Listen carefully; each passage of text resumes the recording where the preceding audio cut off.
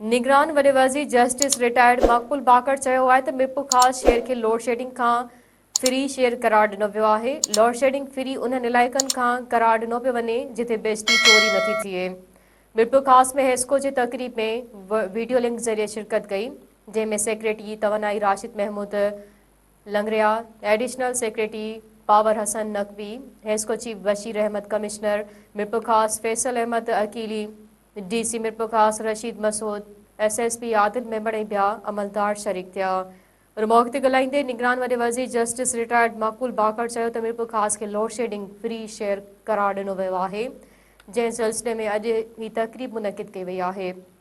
निगरान वॾे वज़ीर चयो त मिरपुर ख़ासि जे 16 ई फीडरनि ते अॼु खां लोड शेडिंग न थींदी ऐं लोड शेडिंग फ्री इलाइक़ा उन्हनि इलाइक़नि खे करार ॾिनो पियो वञे जिथे बिजली चोरी नथी थिए।